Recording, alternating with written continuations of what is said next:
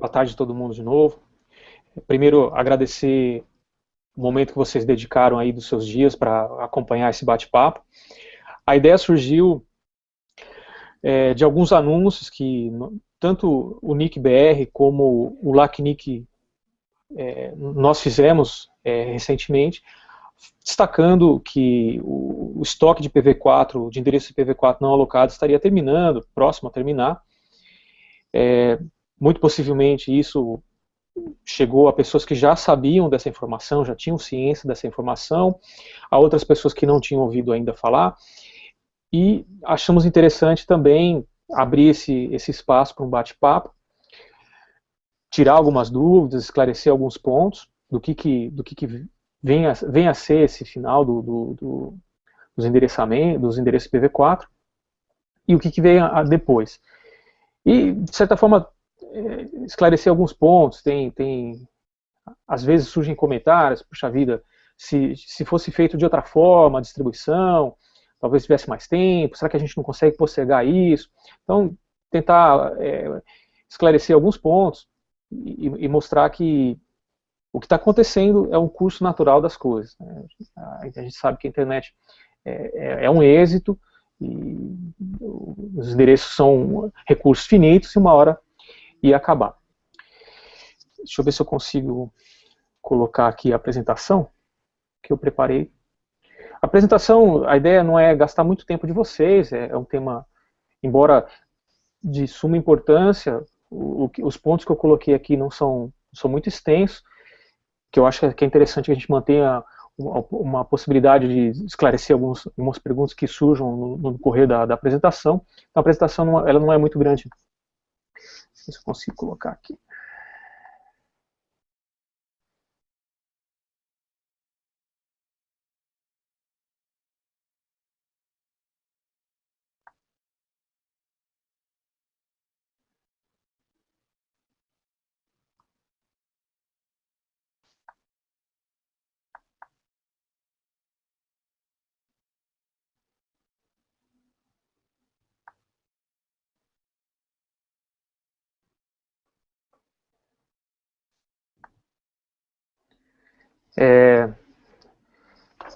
Só perguntar, Moreiras, a apresentação tá ok aí no vídeo? Tá aparecendo legal?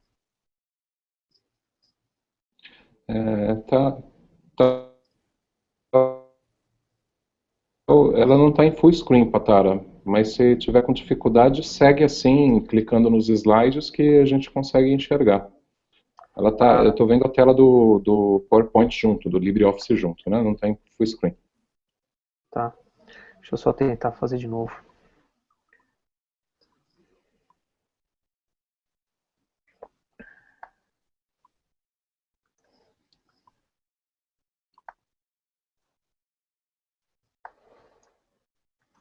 Eu não consegui, não. Então vamos desse jeito mesmo.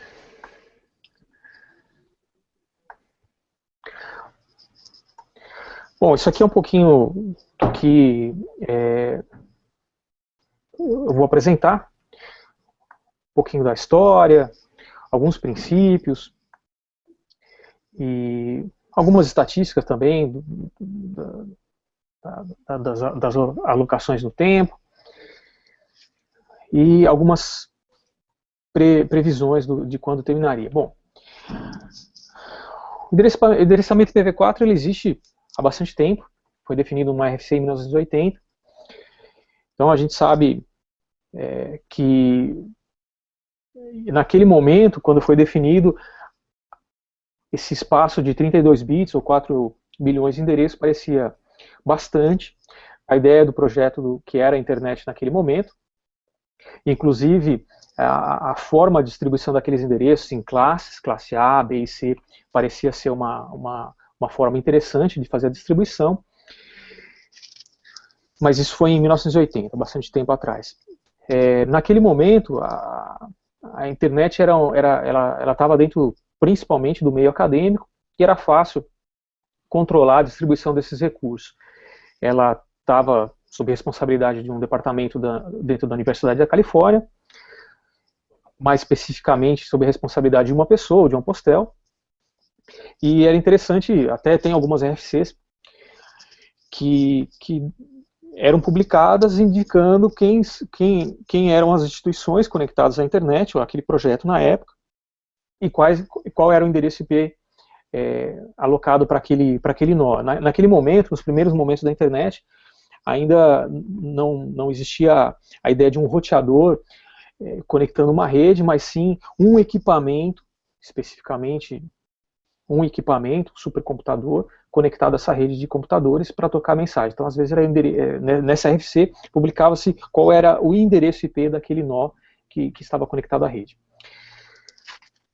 À medida que isso foi crescendo, se não me engano, tem um pouquinho mais para frente, mas em 1984, ou seja, não muito tempo depois disso, começaram as primeiras conexões de empresas. A internet deixou de ser só esse mundo acadêmico, ela começou a crescer muito, e começou-se também a ter a necessidade de distribuir um pouco essas responsabilidades de alocação de endereço e registro de quem estava utilizando determinados endereços. Já não eram mais endereços, mas sim conjunto de endereços ou redes que eram alocados para cada instituição, e de acordo com aquele esquema, classe A, classe B e classe C, as universidades e grandes instituições que se conectaram logo no início recebiam classe A, e depois com o consumo, quase a exaustão desse tipo de endereçamento classe A, passou-se a utilizar o classe B, e depois, um pouquinho antes de começarem a utilizar o classe C, começou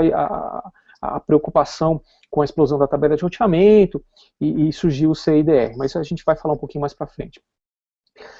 E com isso, depois dessa época de 1974, com conexões à internet a partir de outros continentes, a Inglaterra foi um dos primeiros da Europa a se conectar. Em 1992 surge a figura do RIPE-NCC. O RIPE, como comunidade de operadores de internet, já existia, e essa comunidade começou a propor que eles fossem um centro de distribuição de recursos, um registro internet, e surgiu então o RIPE-NCC, o Network Coordination Center, que tinha a função de distribuir os endereços IPs. E posteriormente, em 97, surgiu o ARIN, que tomou essas responsabilidades do ISC, do ISI, e ficou responsável também pela distribuição dos recursos nas Américas, tanto a América do Norte, a América Central e a América do Sul. Isso aqui são os mais antigos, tá? Eu não vou destacar a data de todos, porque depois do ARIN surgiu o APNIC, depois, em 2002, o LACNIC, em 2004, o AFRENIC. Antes do surgimento do ARIN, já existia a figura não oficializada, não oficial, mas a figura de uma instituição dentro de um país que fazia a distribuição dos recursos de internet naquele país. No Brasil, lá mais ou menos 92, 93, foi feita a primeira conexão à internet, no ambiente acadêmico, e mais ou menos 94, 96, a instituição que fez as primeiras conexões de internet, fez a administração também do ponto .br naquele momento, recebeu um conjunto de endereços IPs para distribuir para as instituições dentro do Brasil que estavam se conectando à internet. Então, aí lá naquela época já surgia então uma figura nacional que fazia a distribuição. Em 2002, o LACNIC foi reconhecido pela AICA, que é a instituição internacional que cuida desses sistemas de nomes e números. Ela reconheceu formalmente o LACNIC como registro regional para a América Latina e Caribe, e o LACNIC reconheceu oficialmente, a partir desse momento, a figura do NIR, ou do National Internet Registry, o Registro Internet Nacional, que nesse caso eram o Brasil e o México, que mais ou menos na mesma época começou a fazer essa distribuição de recursos de internet para as empresas no México. Então, em 2002, quando o LACNIC foi reconhecido, ele reconheceu também formalmente a existência de 2 registros nacionais. Atualmente não existe dentro do LACNIC uma política, uma regra que permita o surgimento de outros registros nacionais. Ele mantém esses por razões históricas, que já existiam, e também foram fomentadores para a criação do LACNIC, as principais organizações que deram suporte à formação do LACNIC. No caso do Brasil, é uma situação interessante. A gente tem o idioma, que embora não seja muito diferente, ele é um outro idioma do restante da nossa região, dos países da nossa região, da grande maioria dos países da nossa região, o que facilita bastante o contato com as empresas, os provedores, e para compreender também a necessidade específica dos provedores. Então, de certa forma, é interessante ter esse registro nacional por questão de idioma, por questão de cultura, e também percebendo, mais recentemente, a gente vê como o Brasil ele tem um cenário desenvolvimento da internet particular, quando comparado com a região.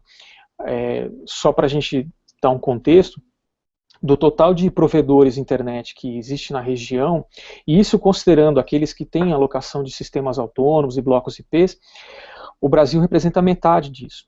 Então a gente tem um número muito grande de provedores, a gente tem um país que é quase continental, com características geográficas quase que ímpares na região, e isso cria um cenário também ímpar, e é interessante a gente ter uma instituição no país que possa entender e responder a contento a essas necessidades. Então, só justificando aí a existência e a permanência desse registro internet nacional. Como que é o cenário atual no mundo? Então, a gente tem aí 5 instituições, 5 organizações que são responsáveis pela distribuição dos recursos internet, números IPs e Autonomous System Numbers, no mundo. ARIN na América do Norte e algumas ilhas do Caribe, o LACNIC na região da América Latina e também ilhas do Caribe, o AFRENIC na África, o RIPE-NCC na Europa e o APNIC na Ásia e Pacífico. Uma coisa que eu não coloquei aqui, que a gente acaba repetindo em muitas apresentações, é que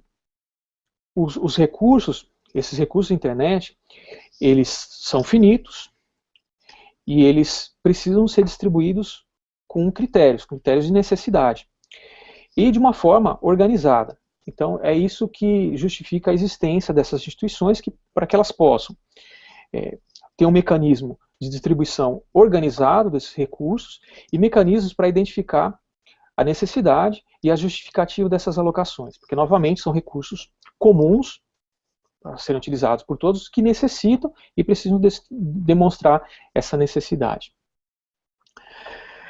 Existem alguns princípios, e esses princípios vêm desde uma RFC 2050, que foi escrito lá em 95, por aí, que tentava criar princípios básicos para as distribuições. Isso foi mais ou menos nesse momento que surgiram os primeiros registros regionais. Então, o princípio da conservação, vamos tentar distribuir isso de forma ordenada, organizada, mas também levando em conta a conservação, para não desperdiçar esse recurso, e não é conservação assim para segurar o máximo possível, para nunca acabar, mas conservação no sentido de distribuir de forma a evitar desperdícios, baseado em necessidades. Esse conceito de roteabilidade é algo que também está na 2550, na 2050, me desculpe, que essa distribuição leve em conta como que esses recursos vão ser roteados na internet, como vão ser anunciados na internet, levando em consideração evitar que a tabela de roteamento cresça de forma desnecessária, e isso poderia criar impactos aí nos operadores de rede internet. E o registro da informação. Toda alocação, toda distribuição tem que ser registrada, e essa informação tem que ser pública, para controle de que esse recurso não seja alocado para mais de uma organização, transparência, e também facilitar investigações e pesquisas que levem em consideração os recursos alocados. Esses outros pontos que eu coloquei logo embaixo desses 3 princípios fundamentais, por assim dizer, eles foram atualizados numa outra RFC, a 7020, que foi publicada ano passado ou esse ano? Provavelmente comecinho desse ano, que visava atualizar essa 2050, que ela tinha pontos ali que já não eram mais válidos, já não eram assim tão importantes, mas ela manteve esses princípios, esses 3 princípios, de uma forma geral. Eles mudaram um pouquinho de nome, mas eles estão lá. Então, por exemplo, a conservação não é mais nesse sentido, vamos segurar, não está mais escrito como conservação para não passar essa ideia de que vamos segurar os recursos e para que eles nunca acabem. Não. É aquela ideia de que são recursos escassos e que eles têm que ser gerenciados de uma forma correta. E as alocações, a distribuição, baseada em necessidades operacionais. Essa rotabilidade, ela tá descrita nessa nova RFC, que a distribuição tem que ser hierárquica, tentando agrupar o maior número possível de números sobre o mesmo anúncio, justamente para proteger o sistema de roteamento. E o registro de informação, de certa forma, mantém a ideia de fidelidade, de unicidade das informações, da distribuição dos recursos, e que também possibilitem a investigação e pesquisa. E aí, avançando um pouquinho para um outro ponto, que acaba sendo, de uma forma geral, princípios também na formação dos registros regionais, que é criar um ambiente para a discussão das regras ou políticas com que esses recursos são alocados. Vamos lembrar que um dos princípios é a boa administração desses recursos. Bom, esses recursos eles são distribuídos com base em necessidades que possam ser justificadas de acordo com regras e políticas que são estabelecidas. E elas são estabelecidas pela própria comunidade, por assim dizer. Ou seja, aqueles que se interessam pelo tema, os operadores de internet, qualquer pessoa que esteja nessa indústria e que queira participar. Eles são considerados membros dessa comunidade. Um dos princípios dos registros regionais é criar esse ambiente onde essas políticas possam ser propostas, discutidas, aprovadas e implementadas e passem a ser operacionais dentro do dia a dia do registro regional. Essas políticas, de uma forma generalizada, elas são semelhantes entre as regiões. Se a gente olhar as regras que existem no ARIN, as regras que existem no RIPE-NCC, do APNIC, elas buscam identificar os mesmos, quase que critérios bastante semelhantes, quando se faz a análise de um pedido, a necessidade mínima, o prefixo máximo que pode ser alocado, elas são bastante semelhantes em alguns pontos. É claro que tem particularidades, mas de uma forma geral, elas são semelhantes na região. Elas levam em consideração as necessidades operacionais vigentes, ou seja, aquelas que são do momento atual do provedor internet.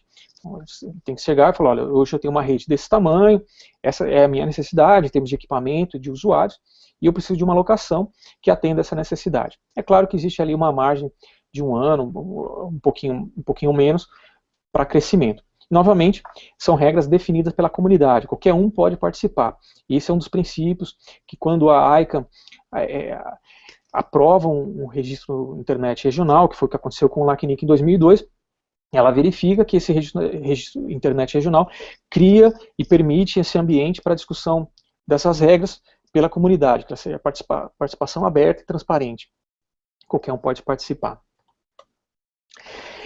E aí já entrando nesse tema da exaustão do IPv4, eu acho que é interessante mencionar que não foi a primeira vez que houve essa preocupação. Ou seja, a gente está vivendo um momento único agora, mas não é a primeira vez que houve uma preocupação semelhante. É claro que a preocupação agora ela é um pouco mais séria, mas ela já aconteceu no passado, na época nos anos 90, mais ou menos. Já existia essa preocupação de que os endereços IPv4, na forma como era distribuído, eles iam acabar. Então precisavam ter ações para resolver esse problema. Então, como eu havia dito, a forma como era distribuída anteriormente, os endereços havia a classe A, classe B e classe C. E lá em 1982, 83, havia a preocupação de que os classe B disponíveis poderiam acabar em mais ou menos 1984. E qual que era a próxima opção? Alocar endereços classe C, que é equivalente em quantidade de endereço ao 1/24. E a preocupação que surgiu na época é que haviam organizações que iam precisar de mais de um classe C pelo tamanho da sua rede, e ao alocar vários classes C, eram várias entradas na tabela de roteamento que iam aparecer, aumentando a tabela de roteamento de uma forma geral e aumentando o custo também de operação dessas redes. Então, havia essa preocupação. Foram criados aí alguns working groups dentro da IETF, que é o Internet Engineering Task Force, para estudar esse tema e propor soluções. Então tem aí alguns nomes de working groups que foram criados nessa época, em 84, um pouquinho próximo aos anos 90, para estudar essa situação, que naquela época já existia essa preocupação de exaustão dos endereços. Foi aí também que um desses working groups sugeriu deixar de se utilizar o esquema de distribuição de classes e passar a utilizar o classless, ou seja, sem classe, interdomain routing. Mas a preocupação desse grupo, principalmente, foi otimizar o uso da tabela de rota. Ou seja, ao invés de alocar um classe C, dois classes C e gerar duas entradas na tabela de rota, eu poderia alocar, então, 1/23, que é o equivalente a 2 vezes a quantidade de endereço de um classe C, e assim, ainda assim, gerar somente uma entrada na tabela de rota. Então a preocupação principal do working group que propôs o CIDR foi otimizar. Eles deixam claro que a exaustão dos endereços IPv4, pelo consumo normal, pelo crescimento da internet na época, não era uma preocupação deles, ou eles não poderiam resolver. Mas, de uma certa forma, ele deu uma sobrevida, porque as alocações deixaram de ser feitas, deixaram de ser estritas em relação às classes, de serem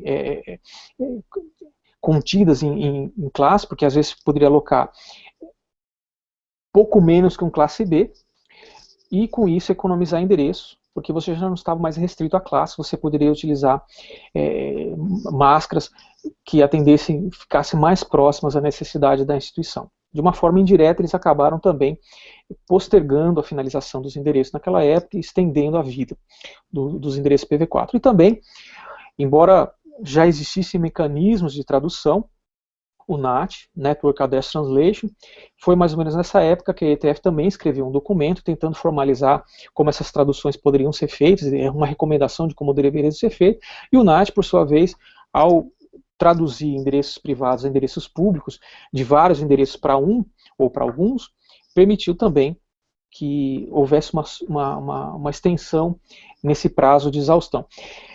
Mas é interessante, por outro lado, ler esses documentos, ou reler esses documentos, e foi o que eu fiz para fazer essa apresentação, e um desses grupos, o ALE, o Address Lifetime Expectation, ou seja, a expectativa de vida dos endereços, eles previam que os endereços IPv4 terminariam mais ou menos entre 2011 e 2012, que está muito longe, não está muito longe, é claro que aí alguns anos de diferença, mas isso foi feito nos anos 90, eles não erraram tanto assim. E eles foram até criticados, a gente lê alguns relatórios da IETF nessa época, eles foram até criticados. Não, vocês estão sendo muito otimistas, e se a gente for nessa linha otimista, os endereços vão acabar antes da gente se preparar. Então eles foram criticados de uma certa forma, o que foi bom, porque aí permitiu que outros work groups, como o IP Next Generation, fossem formados e propusessem uma solução mais a longo prazo, que foi a solução de substituir os endereçamentos IPv4 por IPv6, que tem um número muito maior de endereços, que é a solução a longo prazo para o crescimento da internet. Mas aí, exaustão no sistema atual, ou seja, isso aí que eu comentei foi lá nos anos 90, considerando esse sistema de distribuição atual, que leva o CIDR como princípio, ou seja, os registros regionais já não fazem há muito tempo alocações baseadas em classe, mas sim em CIDR, alocado um prefixo que atenda o mais próximo possível à necessidade real da instituição. Esse sistema atual, ele começou a encontrar a sua exaustão aí em 2011, a IANA, que dentro de uma hierarquia de distribuição de recursos, é a que fazia a alocação de endereço IPv4 para os registros regionais, para que esses, por sua vez, distribuíssem aos provedores dentro das suas regiões.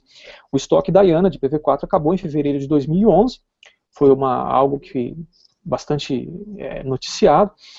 O APNIC acabou logo em seguida, ou seja, 2 meses depois, já na região da Ásia e Pacífico, não havia mais IPv4 para serem distribuídos no modelo normal, no modelo tradicional, que é aquele que uma instituição apresenta uma justificativa e recebe aquilo que atende a essa necessidade.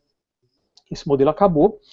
E o RIPE-NCC na Europa acabou em setembro de 2012, ou seja, um pouquinho mais de um ano depois do término dos endereços na IANA. E essa exaustão, às vezes a gente escuta em alguns setores, alguns comentários, no sentido assim, talvez se a gente tivesse feito diferente, isso daí o IPv4 durasse mais tempo. Não.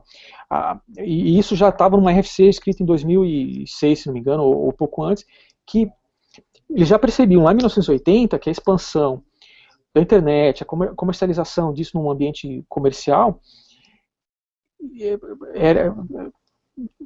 ocasionava o crescimento da internet como um todo e também uma necessidade de mais endereços, que em algum momento esses endereços iam acabar. Então não tem nada que foi feito de forma incorreta, a gente vê aí iniciativas já em 1990, naqueles anos, para resolver algumas situações particulares, e não é nada do que tenha sido feito errado, é a condição normal, considerando o crescimento da internet e a limitação desses recursos, que são finitos. Uma hora eles iam acabar de qualquer jeito. Não tem, ainda bem que a internet cresceu, foi um sucesso, ela é importante na nossa sociedade, e esses recursos que utilizavam até então, eles estão acabando. Mas é por causa do sucesso da internet, sendo vítima do seu próprio sucesso.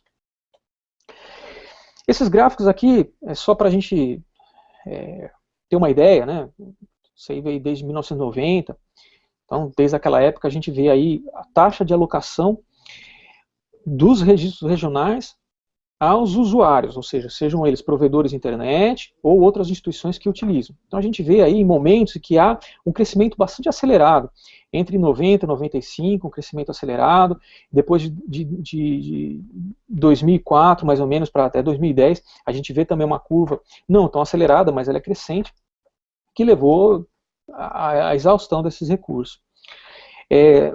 Da nossa região, ele não fica muito claro quando junto com todos os demais, mas ele é o amarelo, esse risco amarelo que está um pouco mais abaixo, e claro, somado a todos os outros, ele não demonstra assim, um crescimento tão agressivo, mas quando plotado individualmente, a gente vê também algo bastante semelhante em termos de curvas de crescimento acentuado. E é o que eu tentei demonstrar nesses outros gráficos, aqui são especificamente para o Brasil. Então, esse gráfico de baixo, que tem aí uma cor mais avermelhada, ele mostra a quantidade de endereços IPv4, a quantidade de blocos /24 sendo alocados. Então a gente vê aí um crescimento acelerado, principalmente no finalzinho, a partir de 2010, a gente vê uma acentuação nesse gráfico, nessa curva. Houveram algumas modificações na política para atender uma demanda reprimida no país, e a gente vê aí o reflexo disso. O gráfico de cima é a quantidade de sistemas autônomos, que não difere muito da quantidade de endereços IPv4 alocados. Elas têm uma relação bastante estreita uma com a outra. Então, são novos sistemas autônomos sendo conformados no Brasil. São empresas se tornando autônomas e recebendo um ASN. Esse gráfico ele tem duas cores para demonstrar aqueles que têm IPv4, IPv6. Então, nos últimos anos aí a gente vê que ações que estão sendo tomadas para motivar o uso do IPv6 tem sido refletido na quantidade de alocações, ou seja, os sistemas autônomos que surgem, já surgem de alguma forma preparado, ou pelo menos consciente da necessidade do IPv6. Em termos de exaustão na nossa região, o LACNIC ele tem feito previsões já há muito tempo, há bastante tempo, de quando terminaria, não só o LACNIC, mas outras instituições, como o próprio... Esse gráfico aqui, eu tirei desse site, que tem uma URL aí que dá para verificar no rodapé.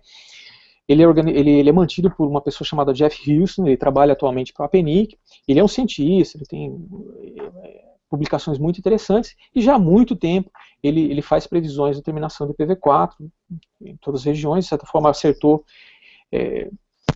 ficou bem próximo, quando ele previu a terminação do APNIC e do RIPE-NCC, e o LACNIC mais recentemente, 2010, 2011, ele tem feito previsões, e essa previsão eu peguei no dia de de segunda-feira, na verdade de domingo, dia 13, eles estimam que a quantidade de endereços IPv4 livres para serem alocados terminam aí em 46 dias, mais ou menos um mês e meio. Então, considerando aí 13 de abril, mais ou menos final de maio, estaria terminando esses endereços disponíveis para alocar no modelo atual. Eu vou falar um pouquinho mais para frente o que virá depois, mas no modelo atual, que é aquele onde uma instituição apresenta uma necessidade, comprovando essa necessidade, ele recebe o que ele precisa. Se eu preciso de um /16, eu consigo demonstrar essa necessidade, eu vou receber o /16. Esse é o modelo atual. Esse modelo vai mudar um pouquinho mais para frente. E aí, quando é dada como a terminação do IPv4. Então, dali mais ou menos 46 dias, aí tem um gráfico que vemos aí desde 2011, julho de 2011, como tem decrescido a quantidade de endereços IPv4 no estoque do LACNIC. Atualmente, são mais ou menos 11 milhões de endereços disponíveis no estoque do LACNIC para distribuir para toda a região. Então, os endereços que nós NIC-BR, alocamos para o Brasil, saem desses 11 milhões que o LACNIC utiliza não só para eles, mas também para atender os NIRs, os registros nacionais. E aí, o que eu falei, quer dizer, daqui 46 dias, mais ou menos, é quando prevê-se a terminação desses endereços disponíveis. E o que acontece? Não quer dizer que vai acabar totalmente. Foram criadas regras, isso já desde 2010, que foram discutidas e aprovadas, regras para tentar organizar um pouco esses momentos finais. Então tem duas regras que vão entrar em vigor quando o LACNIC chegar a um total de 8 milhões de endereços. Desculpa, 4 milhões de endereços. Tem uma regra chamada terminação suave. É a primeira regra que entra em vigor, mais ou menos após esses 46 dias que eu mencionei no slide anterior. São 2 milhões de endereços que estão reservados para essa fase, por assim dizer. E o que ela muda? As alocações passam a ser de, no máximo, 1.024 endereços e a cada 6 meses. Então, mesmo que eu consiga justificar uma necessidade de um bloco maior, o máximo que eu vou receber vão ser 1.024 endereços. E somente a cada 6 meses. Então, eu recebo um pouco agora. Se eu precisar de mais, eu tenho que esperar 6 meses para solicitar novamente. Qual foi a ideia dos autores dessa proposta? É tentar organizar esses momentos finais para evitar uma correria e aqueles que chegassem no começo da fila e com uma necessidade muito grande e justificável, porque a gente sabe que empresas na nossa região, só no Brasil, mas como na América Latina, existem empresas bem grandes que poderiam, numa só tacada, consumir, se não todo, 90% do estoque que estaria disponível. Então, com essa preocupação, eles tentaram organizar esses momentos finais para que todo mundo recebesse um pouquinho, pelo menos um pouco. Para os provedores grandes, muito grandes, esses 1.024 endereços não fazem muita diferença. Mas provedores médios e pequenos pode ajudar. Então, para provedores pequenos, com certeza isso ajuda. Tem provedores que esses 1.024 e atendem aí em 6 meses até 1 ano na sua necessidade de crescimento. Para outros, talvez um pouco menos, mas com certeza vai ser de algum alívio. Então, existe essa regra que vai entrar no momento que o LACNIC declare que o seu estoque acabou. Ou seja, não é o seu estoque total, mas aquele estoque reservado para essa alocação no modelo atual que nós temos. Quando eles tiverem mais ou menos 4 milhões de endereços, é quando eles vão declarar, olha, acabou os endereços IPv4 no nosso estoque, e aí entra em vigor essas outras regras. Essa terminação suave, que é chamada de fase 2, depois eu explico a fase 1, que eu deixei para depois, ela tem 2 milhões de endereços. Terminados esses 2 milhões de endereços, entra a fase 3. Ela é bastante parecida, mas ela é somente para novos entrantes, ou seja, aquelas empresas que até esse momento não tinham recebido nenhuma alocação diretamente do registro nacional ou do registro regional. Somente aqueles novos entrantes. Qual que foi a ideia dessa proposta?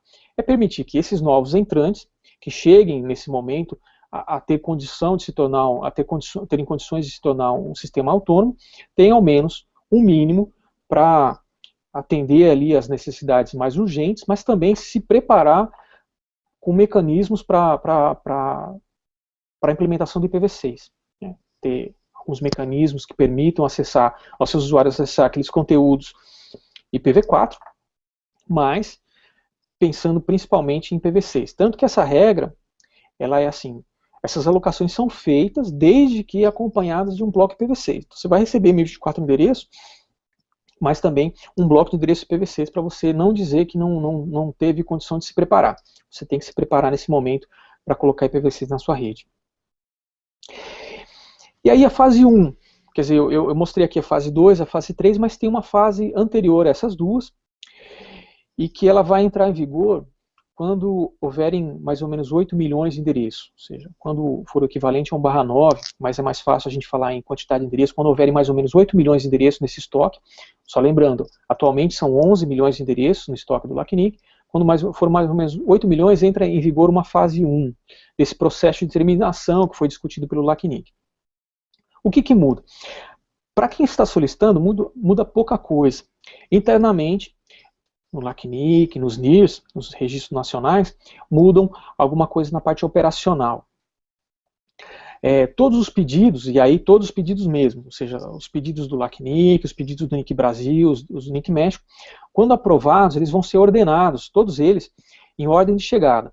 Então, aqueles que chegaram primeiro, numa fila, são aqueles primeiros a serem atendidos. É uma forma também de fazer uma justiça no acesso a esses endereços. Todos eles vão ter acesso ao mesmo conjunto de endereços. É chamado de pool único. Então, esses 8 milhões de endereços vão ser acessados de forma equitativa por todos aqueles solicitantes na região como um todo. Então, novamente, todos os pedidos vão ser ordenados, quando aprovados, eles vão ser ordenados e vão sendo atendidos aqueles que estão no topo da fila, que chegaram primeiro. Chegará um momento, daqui mais ou menos esses 46 dias, que um desses pedidos que estão aprovados, que estão nessa fila para receber o endereço, vai receber a infeliz notícia de dizer, olha, a sua necessidade não pode ser atendida na totalidade. Você pediu 1/16, 1/20, 1/18, mas você vai poder receber no máximo 1/22, porque entra aí a fase 2, que é aquela de alocações de no máximo 1024 endereços. Tá? Então foi uma forma que se pensou e que nós acreditamos que seja dar um acesso equitativo a todos que justificam e que têm necessidade de endereço nesse momento especial que a gente estaria vivendo quando estivesse aproximando a terminação dos endereços IPv4. Então, essa fase 1, ela entra em vigor quando houverem aproximadamente 8 milhões de endereços no estoque do LACNIC.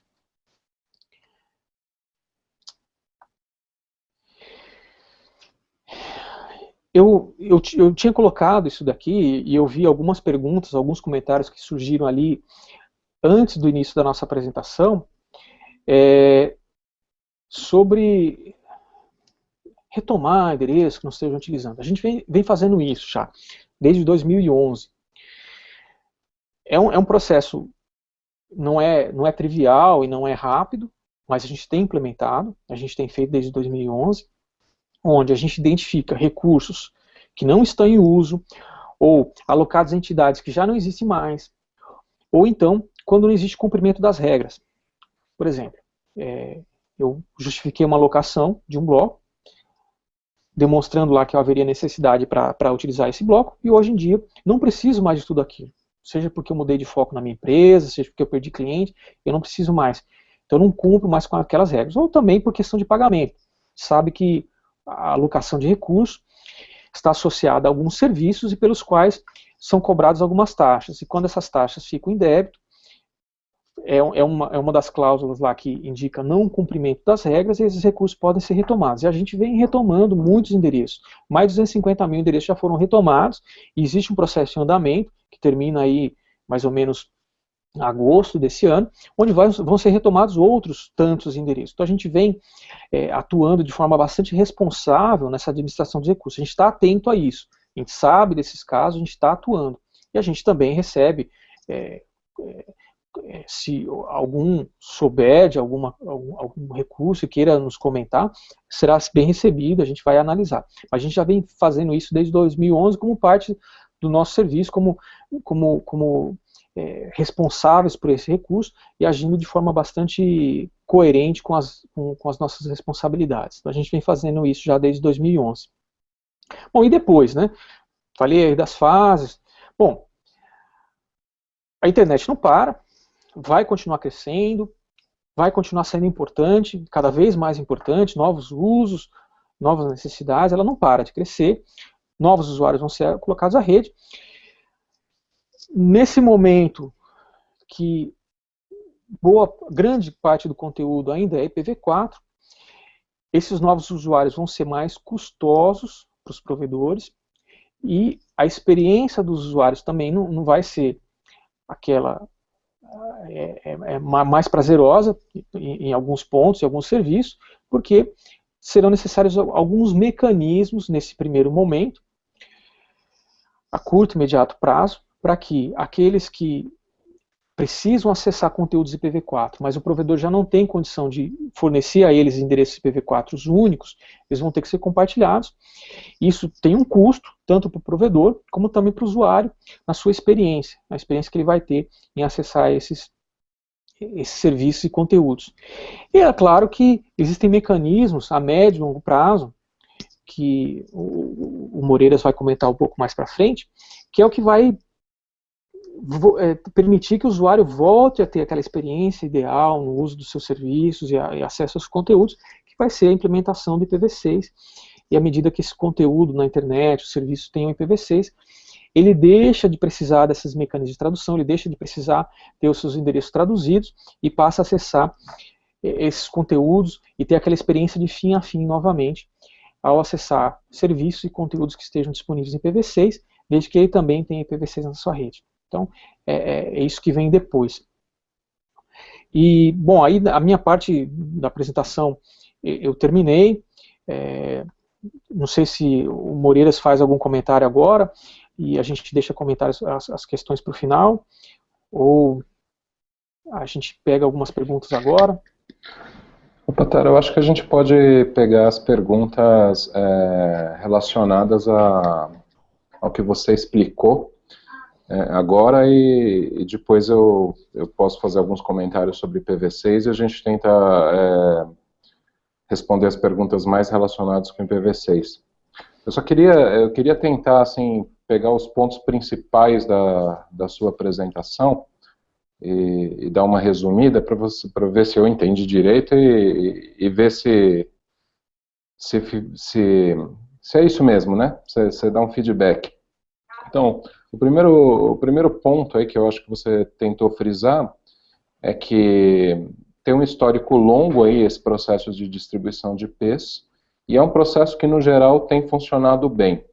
Então, assim, o que você aparentemente tentou passar é que o esgotamento do IPv4 não está acontecendo por uma gerência ruim na distribuição dos endereços no geral, mas está acontecendo por conta do próprio crescimento da internet, que é algo contínuo, é algo que não acabou e que parece que vem só aumentando agora com essas tendências aí de internet das coisas, tem toda a questão da inclusão digital, né? Então acho que esse foi o primeiro ponto, né? Exato, é isso mesmo. E depois a gente tem, em termos de mudança de regras, o que a gente tem é que provavelmente no mês que vem o estoque acaba, então um pouco antes disso o Registro BR, o NIC México, o LACNIC vão fazer uma integração ainda maior no processo de distribuição, para que não tenha nenhum desbalanço aí entre as regras e entre a distribuição no México, no resto da América Latina e no Brasil. E logo mais, quando acontecer o esgotamento, não é que o estoque chegou no zero, a gente está com uma espécie de um estoque de segurança, lá, uma reserva estratégica que é de 1/10, é isso? 1/10? Isso. Dividido em duas metades, em 2/11. Então, o primeiro /11, qualquer um pode solicitar recursos dele, mas esse recurso é limitado, é no máximo 1/22 para os provedores e de 6 em 6 meses. Isso na prática significa que os provedores que são maiores e que estão crescendo muito rápido, eles vão sentir esse esgotamento logo de cara, né? Agora, aquele provedor menor e que tem um crescimento moderado, né, 1/22 são 1.000 IPs. Então, o provedor vai poder solicitar isso a cada 6 meses. Então, esse provedor que é pequeno e que 1.000 IPs a cada 6 meses é suficiente para ele suportar o crescimento da rede dele, ele ainda tem um pequeno fôlego aí para pedir IPv4. Exato. É isso, né? E daí, quando acabar esse primeiro estoque, que a gente não sabe, esse primeiro estoque, esse primeiro /11, a gente não sabe exatamente quando vai ser isso, talvez um ano, talvez pouco mais. Uhum. A gente vai ter um segundo estoque, e esse só para empresas novas, só para novos sistemas autônomos, novos requisitantes, empresas que nunca requisitaram IP antes. Exato. Para poder usar em conjunto com o IPv6 e eventualmente com alguma técnica de transição, ou para algum servidor que precisa de dual stack, alguma coisa assim, né? Exato. E só fazer uma observaçãozinha que eu me lembrei agora, esse estoque final de novos entrantes, ele hoje é de 2 milhões de IPs, mas ele pode ser mais. Por quê? Porque podem haver novas alocações por parte da IANA de endereços que sobraram no estoque dela, porque existem políticas de recuperação de endereços não somente no LACNIC, no NICBR, como eu comentei, mas em outros registros, e esses recursos recuperados, eles vão para esses estoques. Então a IANA pode vir a fazer novas alocações no futuro, e quando, no caso o LACNIC receba essas novas alocações, ela entra nesse estoque de novos entrantes. Então esse estoque ele pode durar mais tempo ainda. Mas aí vão ser para aqueles provedores, isso é bom, quer dizer, novos provedores que entrem aí mais tardiamente na internet vão ter um mínimo para fazer uma operação para atender os seus clientes nessas necessidades de tradução e implementar IPv6. Tá. Ô, Tara, eu vou então ler algumas perguntas aqui. O Rodrigo foi anotando durante a sua apresentação já diversas perguntas e o pessoal ainda continua fazendo perguntas. Então vamos tentar pegar agora as primeiras, que são relacionadas ao esgotamento, e depois eventualmente eu faço alguns comentários sobre o IPv6 em si, sobre as ferramentas que a gente tem no projeto IPv6BR disponíveis aí para ajudar o pessoal, e a gente fala do assunto IPv6 em si. Então, vamos lá. A primeira pergunta foi do Menandro Rondônia, e ele perguntou em relação a órgãos públicos que têm blocos IP gigantescos e eventualmente usam só alguns IPs. E eu vou amarrar já com a pergunta do Tiago Sete, você pode responder as duas juntas. Ele pergunta de quem é a propriedade dos recursos IP. É de todos os AS? É da IANA? Quem que tem o direito sobre o IP ali, vamos dizer assim? Tá. Bom, respondendo ao Menandro, eu imagino, quando ele fala de blocos gigantescos, ele esteja falando de órgãos americanos, principalmente, que foram aqueles primeiros a entrar na internet. Tem universidades que têm lá /8, tem empresas comerciais que têm /8 e com certeza não utilizam, sei lá, nem 25% disso. No Brasil, especificamente, a gente não tem órgãos públicos com blocos gigantescos. A gente tem alguns sim, algumas empresas públicas que têm ali blocos grandes, que são /16, mas eu não diria que são gigantescos. A gente recentemente, a pedido da Anatel, a gente fez um estudo, identificou quais eram essas alocações e identificou que elas estão sendo utilizadas. Se a gente pensar em alguns casos, eu não vou citar nome aqui, mas tem casos concretos de empresas públicas que têm blocos /16 e são empresas grandes, que têm um grande número de usuários na sua rede, serviços, e tem uma rede grande distribuída no país, que justificam essa necessidade. Então a gente não tem no Brasil um número grande de órgãos públicos com alocações gigantescas. Isso acontece nos Estados Unidos, principalmente. Alguns voluntariamente, algumas universidades voluntariamente devolveram esses blocos, trocaram, e outros não. E aí, emendando com a próxima pergunta, não existe propriedade, os recursos não são propriedades. As regras que estão aí em vigor desde, sei lá, 96, 97, foi mais ou menos quando surgiu o ARIM, por exemplo, elas indicam que os blocos eles são alocados mediante uma necessidade justificada, que aquela necessidade não existindo, deixa de existir a razão da alocação. Então elas não são propriedades. E é isso que nos dá base para fazer os processos de recuperação. Quando a gente vai recuperar um bloco e fala, olha, você não precisa mais desse bloco, é porque você não cumpre com determinadas regras, esse bloco não é seu. Não existe propriedade. Mas aí o problema é o seguinte, essas regras elas são de 96, 97 para frente, 2000. As alocações anteriores a isso seguiam outras regras, né? E, infelizmente, esse termo de, olha, a necessidade não existe mais, você tem que devolver, não estava nas primeiras alocações. Embora não sejam propriedades, é difícil para uma instituição, seja a IANA, seja o ARIM, retomar. É um processo doloroso, talvez não valha a pena. Então, o que foi feito? Foi feito um comunicado há bastante tempo atrás, olha, os previstos estão acabando, quem quiser voluntariamente devolver será de muito bom grado, e algumas fizeram, algumas universidades fizeram. Mas não dá para fazer isso com todos, porque, novamente, as regras naquele momento eram outras, embora não sejam propriedades dessas empresas, as regras com que eles receberam não facilita muito recuperar esses endereços quando não é voluntariamente partido dessas que detêm esses recursos, essas alocações. Ok. Ok?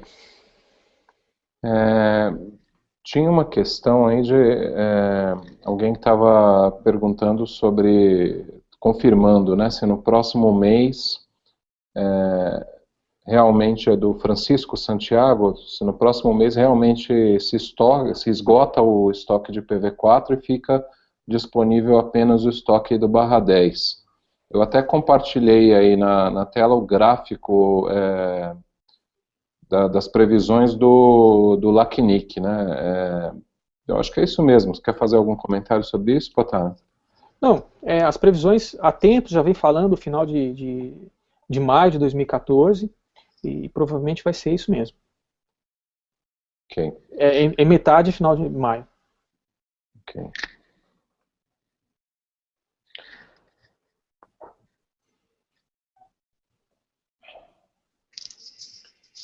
Bom, uma outra pergunta, Patara, é do usuário aqui, Solintel2, se haverá uma conduta mais rígida quanto aos blocos IPv4 já designados e não utilizados. E já emendando, tem uma outra pergunta do Diego, se o custo do pedido do bloco IPv4 vai aumentar no segundo passo, na segunda fase da política, ou em algum momento, eu estendo a pergunta. Tá. Eu vou começar do contrário, do final para o começo. Não vai aumentar nada, tá? Não existe nenhuma previsão de aumento, embora o trabalho aumente, a gente tem percebido um número muito maior de pedidos, tem aumentado o nosso trabalho, não aumenta essas taxas, porque novamente elas não estão associadas aos endereços, mas ao serviço, embora o serviço aumentem, tenha aumentado, não há previsão de aumento dessa taxa, e esse aumento ele é definido dentro de assembleias no LACNIC, onde todos aqueles que são detentores de alocação de DSPs podem participar. Todos que detêm alocação são considerados associados ao LACNIC e podem participar das assembleias onde são discutidos esses temas. E não faz parte da assembleia, né, da diretoria, nada que propõe um aumento que também não seria muito bem visto nesse momento. E eu me esqueci da outra pergunta, da primeira pergunta. A primeira pergunta é se teria uma conduta mais rígida quanto aos blocos de IPv4 já designados e não utilizados. Sim, a gente tem, como eu mencionei, a gente tem feito processo de recuperação desde 2011, identificando aqueles recursos que não são utilizados e colocado esses recursos em processo de recuperação, para tentar recuperar. Falando em rigidez, às vezes, tem se percebido também, a gente recebe esses comentários que o processo de alocação tem sido mais rígido, a gente tem pedido mais informações, tal. O processo em si é o mesmo, as regras são as mesmas. O que a gente percebeu é que, infelizmente, como todos os setores, existem aqueles que não atuam de acordo com as regras e tentam burlá-las. E isso faz com que a gente tenha que solicitar informações que eram previstas e que a gente solicitava sempre com mais intensidade. E não que o processo tenha sido dificultado. A gente está solicitando as informações que a gente solicita, que está de acordo com a regra, de uma forma mais insistente. Em alguns pontos a gente acabava relevando, mas a gente tem solicitado com mais detalhes, justamente porque, infelizmente, como todos os setores, tem aqueles que tentam burlar as regras. Tá certo. Tem mais alguma, Rodrigo? Bom, Patara, tem uma pergunta aqui de um usuário que não tinha nome, de um guest, sobre uma empresa que não é um sistema autônomo. Se ela quiser migrar para o IPv6, ela tem que solicitar o bloco para o registro BR, mesmo não sendo sistema autônomo? Uma outra pergunta é, um AS, um sistema autônomo, pode usar um bloco de outro AS, IPv6 ou IPv4, um bloco emprestado de um outro AS?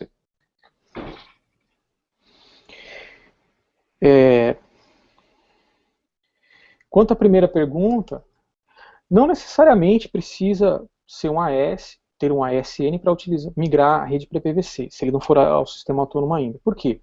Ele pode obter esses endereços, dependendo da sua rede, do tamanho da sua rede, da sua necessidade, do seu upstream provider, do seu provedor de acesso e trânsito internet. Então depende muito dos casos. Mas é claro que se uma empresa quiser, pelo seu tamanho, pela sua complexidade, pelas suas características, implementar IPv6 e se tornar um sistema autônomo ao mesmo tempo, é possível sim fazer uma alocação só de ASN e de IPv6. Não há problema. Então depende muito das características da rede e da necessidade. Então, novamente, se uma empresa que não é sistema autônomo e quiser implementar IPv6, não é necessário que ele solicite sistema autônomo e IPv6 diretamente a nós. Ele pode solicitar isso ao provedor de trânsito dele, desde que ele tenha isso. E se o provedor de trânsito não tem, questione e force para que ele tenha IPv6 e implemente IPv6 na sua rede. A outra pergunta sobre emprestar bloco. Não, isso daí não está de acordo com a regra, né?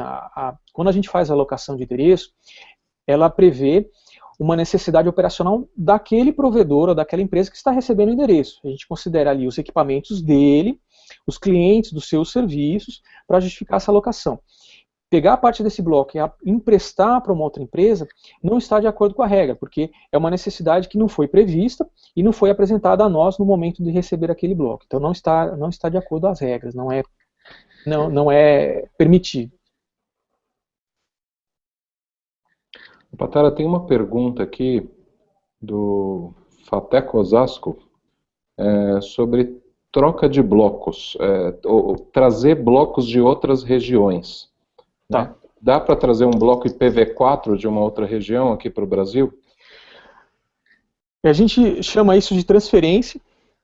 Existe transferência inter-região, ou seja, dentro da região, e transferência intra-região, de outras regiões para cá. No momento não é permitido nenhuma das duas. Então, qual que é a mais simples? É a transferência inter-região. Empresas dentro da mesma região transferindo o bloco entre si, por qualquer que seja a razão. Já existe uma regra no LACNIC que vai permitir isso, uma vez o LACNIC declare o seu estoque terminado. Então, quando houver aqueles 8 milhões de endereços baixarem, quando chegar a 4 milhões de endereços, o LACNIC declara que o seu estoque acabou, entra em vigor essa regra que permite transferência entre empresas dentro da região. Fora da região para cá, e vice-versa, daqui para outras regiões, não é permitido e não existe uma regra que permita isso. Existe uma proposta de regra em discussão dentro daquele fórum de políticas, dentro daquele espaço que eu mencionei do LACNIC. Está em discussão nesse momento. Convido aqueles que não fazem parte da lista de discussão do LACNIC, que trata das políticas, que se junte, que esteja atento, porque são temas que afetam diretamente a todos, e que se acham que isso é importante, que proponham, que comentem, porque essa regra hoje ela não existe, ela está sendo discutida, e então não seria possível ainda fazer isso. Tá. Ô, Patara,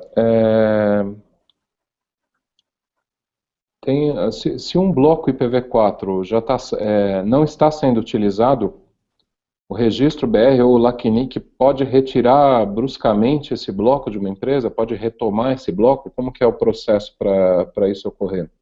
Tá. Sim, a gente pode, está previsto na regra, que a gente pode retomar a alocação justamente, novamente, porque as necessidades que foram apresentadas deixaram de ser válidas e está no documento que o LACNIC, o NIC-BR pode retomar, mas não é feito bruscamente. Existe um processo que estipula como essa recuperação, como essa retomada é feita, e a gente leva 6 meses. Então, a empresa ela é comunicada de que iniciou-se um processo de recuperação, e esse processo leva 6 meses, para dar tempo da empresa se justificar, se defender, apresentar suas informações, esse processo, vencidos os prazos 6 meses e constando que não existe de fato a necessidade daquela alocação, ela é retomada, mas ela não é brusca. Ela está de acordo com as regras, está especificado, tem documentação, mas ela não é brusca. Uma outra pergunta é se eu tenho um provedor que é do William, se eu tenho um provedor que engloba o continente inteiro, um provedor muito grande que está em vários países, eu poderia pegar, por exemplo, os blocos que eu aloquei em outro lugar, sei lá, vamos dizer um provedor mundial, eu alocou o bloco lá na região do Arim e traz esses blocos para usar aqui no Brasil. Isso pode? Bom, aí tem alguns aspectos que o registro internet regional vai utilizar. Primeiro, como é que é a infraestrutura, se essa rede ela é uma rede única, que tem extensão nesse outro país onde está sendo o uso, e se está de acordo com as regras vigentes. O ARIM, nesse momento, não tem uma regra muito clara em relação a isso.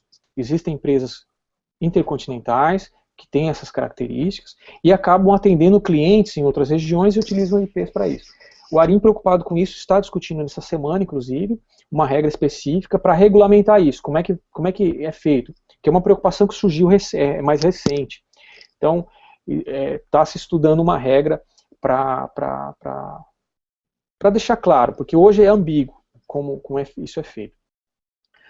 No caso do Brasil, especificamente, o que a gente vai analisar é se essa perna que está sendo utilizada para atender clientes em outra região, ela faz parte da mesma infraestrutura, se existe uma interconexão, se de fato aqueles clientes estão sendo conectados pela mesma empresa. Então são alguns processos burocráticos aí que a gente utiliza para identificar que é a mesma rede e que os clientes fazem parte da mesma empresa.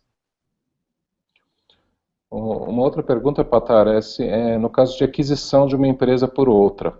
No caso de uma empresa adquirir uma outra que já tem um AS também, e também tem blocos IPv4, ela tem que devolver esses blocos para o registro. Quem fez a pergunta foi o Júnior, ele fez até uma comparação com o sistema de telefonia, com o STFC, né? Que quando uma empresa adquire a outra, ela tem que devolver os recursos para a Anatel. Funciona da mesma forma? Como que funciona? Não funciona da mesma forma como descrito aqui pelo Júnior. Quando uma empresa compra outra, e nessa compra ela englobou aqueles recursos que faziam uso desses endereços, esses endereços podem ser transferidos de uma para outra.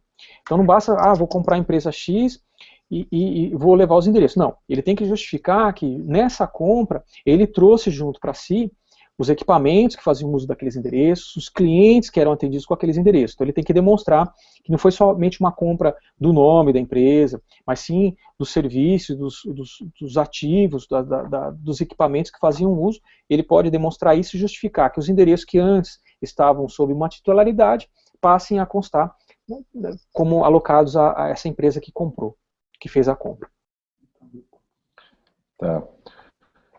Bom, a menos que alguma coisa tenha me passado aqui sem perceber, eu acho que as perguntas mais relacionadas ao processo de alocação e ao esgotamento do IPv4, acho que já acabaram. Agora temos uma série de questões aqui sobre o IPv6 em si.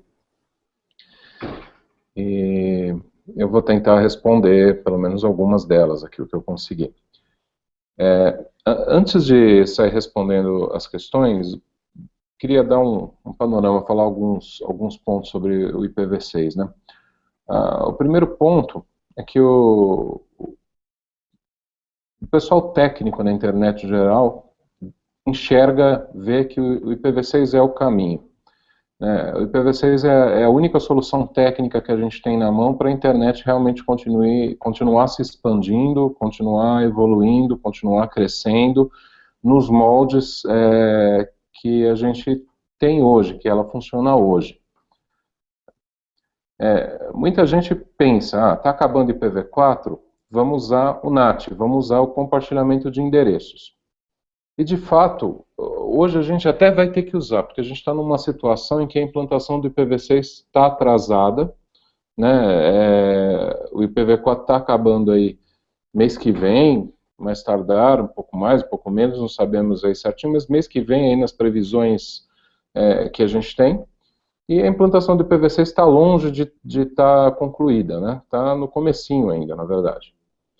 Mas o compartilhamento de IPv4 ele traz uma série de problemas, né? Ele quebra princípios básicos da internet, ele quebra a comunicação fim a fim, quebra o princípio de que o núcleo da rede ele tem que ser simples, que ele tem só que saber rotear, mandar os pacotes de um lado para o outro, para que a rede possa se expandir, possa crescer, né? E com isso o uso do NAT ele pode quebrar todo o modelo de inovação que existe na internet hoje. Ele traz problemas práticos de mau funcionamento de uma série de aplicações, traz problemas de dificuldade de identificação de usuários. Então, o caminho não é usar o NAT, pelo menos não o caminho a médio e longo prazo. Ele pode até ser uma solução paliativa para os provedores no curto prazo. Em muitos casos, ele vai ter que ser uma solução paliativa, né? Porque se o provedor ele tem que continuar conectando usuários novos, tem que continuar expandindo a internet, ele não tem mais endereços, ele vai ter que compartilhar. Mas ele deve fazer isso também oferecendo IPv6 para os usuários. É que os provedores em si não são a única dificuldade ou a única peça aí da cadeia da internet que tem que estar pronto para o IPv6, né?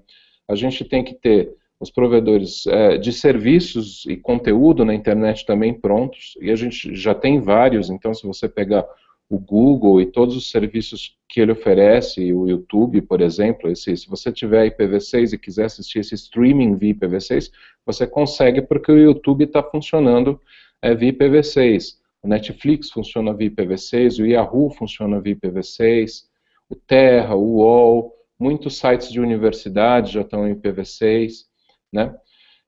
Então, uma parte do caminho a gente já andou, mas ainda tem muito para andar. Então, a gente praticamente não tem sites de comércio eletrônico com IPv6, bancos a gente não tem com IPv6 ainda, sites de governo ainda são exceção os que têm IPv6, né? Então, a gente tem muito para andar ainda nisso. Um outro lado, um outro componente aí dessa cadeia da internet que precisa ter IPv6 são os equipamentos. Então, no core da rede, normalmente a gente está bem. Os roteadores grandes, roteadores são usados nos provedores na empresa, eles suportam IPv6. Mas ainda o equipamento da ponta do usuário ainda é um problema. Então, a gente ainda tem equipamentos do tipo roteadores domésticos, celulares, smartphones, tablets, sem suporte IPv6, TVs, Smart TVs, né? TVs conectados, inteligentes aí, vários tipos de equipamentos aí no mercado ainda sendo vendidos nas lojas e sendo produzidos ainda sem IPv6. E isso pode ser um problema. Então, para quem não tem familiaridade nenhuma com o IPv6, a grande dificuldade da migração reside no fato que o IPv6 e o IPv4 eles não se conversam, eles são incompatíveis. Isso foi uma decisão de projeto, porque se queria colocar algumas características no IPv6 que se achou interessante na época, mas se fosse para fazer um protocolo compatível, isso seria impossível. O pessoal preferiu fazer um protocolo melhores, né?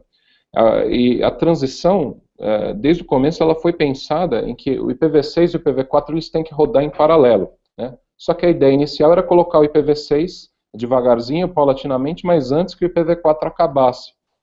todo mundo foi empurrando isso com a barriga, porque não tem uma data da virada, não tem como ter uma data da virada, não dá para você obrigar. A internet ela é formada de muitas empresas independentes. A gente falou aí várias vezes, já o Ricardo citou, os AS, né, sistemas autônomos. Já o nome já diz, né, são sistemas autônomos, as redes que formam a internet. Tem mais ou menos umas 50 mil redes, né, que estão formam a internet. E elas interagem negociando entre si as formas de conexão, as formas com que uma carrega os pacotes das outras. Não tem como você forçar, não tem uma entidade central que seja capaz de forçar. A partir de amanhã, todo mundo tem que virar a chavinha e usar IPv6. Né? Não dá para fazer isso. Então, a percepção de urgência das empresas, ela varia muito. Eu atribuo a isso o grande atraso aí que a gente tem na implantação do IPv6. Mas, de fato, hoje a internet, eu acredito que corre um grande risco. Né? A transição do IPv6 é um desafio, é algo muito importante, é algo que tem que acontecer para que a gente tenha uma internet tão útil, tão aberta à inovação, aberta a novos entrantes, tão livre, quanto a gente tem hoje. Quer dizer, são características que tornaram a internet interessante, que fazem com que todo mundo queira usar a internet, e que a gente corre o risco de perder elas se a gente partir para uma expansão da internet baseada só no compartilhamento de endereços. Se a gente for por esse caminho, a gente vai ter uma rede no futuro que vai ser muito mais fragmentada, que vai funcionar pior do que funciona hoje. É quase que uma volta ao passado, né? A gente saiu de experiências anteriores à internet, onde a gente tinha grandes operadoras, grandes empresas oferecendo uma espécies de walled gardens com serviços. Então tinha uma rede aqui, outra rede ali, e elas se conectavam fracamente, né? E a gente corre o risco do futuro ser igual ao passado, a internet se fragmentar, a gente ter um monte de redes que vão estar mais ou menos conectadas, cada uma oferece um conjunto de serviços, e vai ser difícil para novos entrantes chegarem ali, vai ser difícil para as coisas funcionarem como funcionam hoje. Então a gente não pode deixar isso acontecer. Né? Quem está assistindo esse vídeo, se é um provedor, né, pense em entregar IPv6 para os usuários o quanto antes, assim que possível. Se tem um site, pense em implantar IPv6 nesse site, ativar IPv6 nesse site o quanto antes. Se é um usuário, né, na hora de comprar dispositivos que vão ser conectados à internet, comece a pedir IPv6. Bom, eu vou tentar responder as perguntas que foram feitas até agora aí. Rodrigo, se puder ir passando aqui para mim. Vamos ver. Não, vamos às de IPv6, começa onde aqui? Tá, tem várias perguntas aqui, pessoal. Então, a primeira pergunta aqui do Andrei. Necessariamente para implantarmos IPv6 nas empresas, temos que esperar a liberação de um bloco /64 ou podemos usar endereços obtidos convertendo IPv4? Tem uma pergunta similar aqui do Megatech, né, sobre endereços equivalentes. E tem uma pergunta do Felipe, que ele está perguntando se todo mundo é obrigado a utilizar IPv6 ou se a gente ainda pode utilizar IPv4. Bom, então assim, não dá para converter IPv4 para fazer ele virar IPv6. São protocolos diferentes. Né? Tem até algumas técnicas de transição que fazem coisas parecidas com isso, mas são paliativos. Então, o que é esperado no longo prazo? No longo prazo, a internet está migrando para o IPv6. A internet toda vai ser IPv6 only algum dia, mas esse algum dia a gente não sabe exatamente quando vai ser ainda. Então, por favor, ninguém saia desligando o IPv6, IPv4 das suas redes. Ainda não é a hora. A coisa não vai dar certo se você fizer isso. Né? Tem até gente que trabalha com disseminação de IPv6, que tem horror a falar de migração para o IPv6. Não, estamos falando só de implantação. Mas não é verdade. A longo prazo, ou médio prazo, talvez até, sendo otimista, a gente está falando sim de uma migração para IPv6. Em algum momento na internet todo mundo vai usar IPv6. No curto prazo, a gente está falando de dual stack, a gente está falando de usar IPv4 mais IPv6. Então a gente vai ter um endereço IPv4, que pode ser um endereço nativo, ou pode ser eventualmente um endereço compartilhado, um endereço privado atrás de um NAT, e a gente vai ter um endereço IPv6, que esse sim vai ser um endereço nativo. Tá? Então, espero ter respondido essas duas perguntas. Uma empresa, então, para implantar IPv6, ela não vai converter os IPv4 que ela tem, né? Citaram algumas vezes aí a técnica 624, é uma técnica antiga, uma das primeiras técnicas de transição. Ela não funciona muito bem, ela não deve ser usada em produção pelas empresas. Muitos sistemas operacionais tentam até fazer esses túneis 624 automaticamente, né? Isso causou muitos problemas, inclusive, na transição para o IPv6 por conta de falhas de funcionamento e falhas de segurança dessas técnicas. Essa técnica 624 que faz, vamos dizer assim, uma conversão, ela cria um bloco IPv6 a partir do IPv4, ela não é confiável, ela não deve ser usada em produção. O que a gente tem que fazer é pedir para o nosso provedor nos entregar conectividade IPv6 e um bloco IPv6. Né?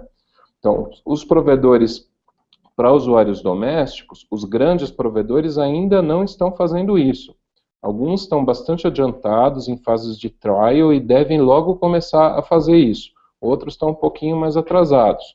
Né? Agora, já existem até pequenos provedores aí em várias cidades do país, provedores médios e pequenos, que já estão entregando IPv6, inclusive para usuários domésticos. Né?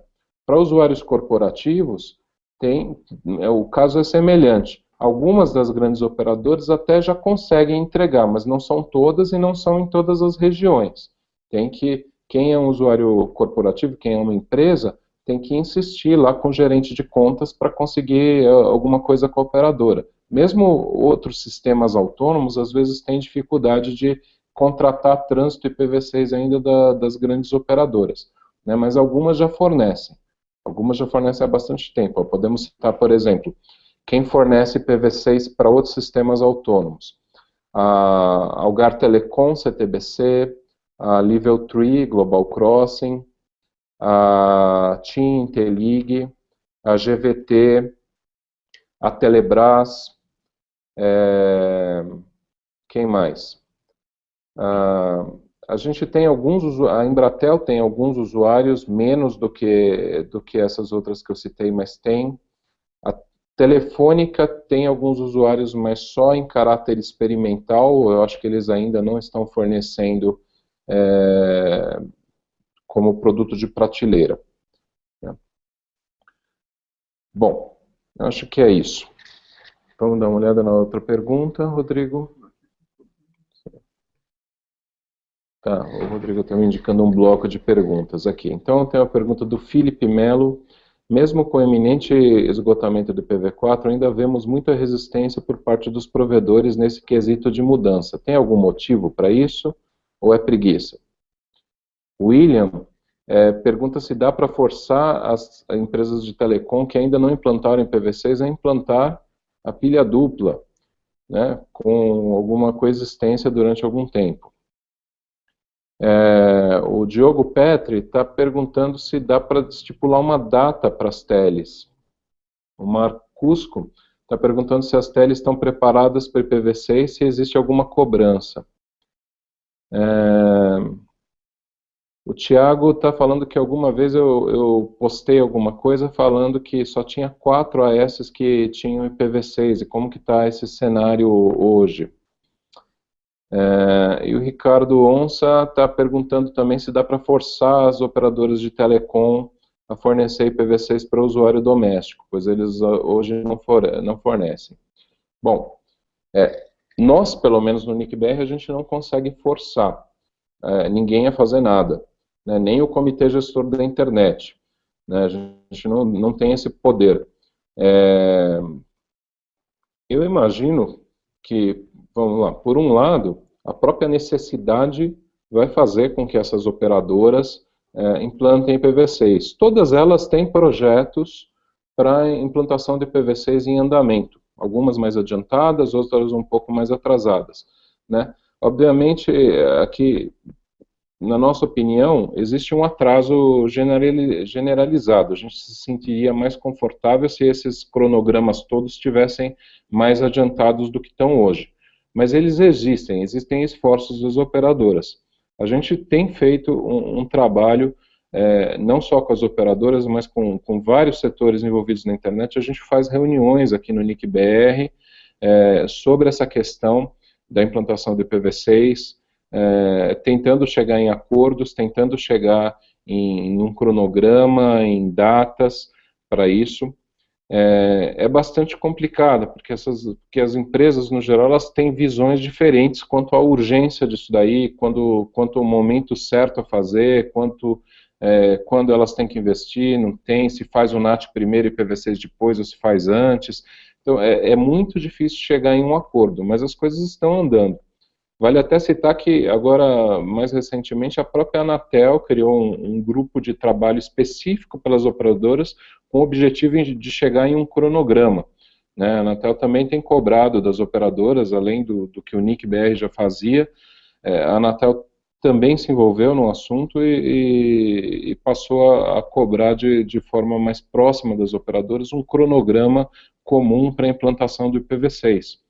Então, a gente espera resultados disso em breve. Bom, eu acho que é isso. Qual é o próximo grupo de perguntas aí, Rodrigo?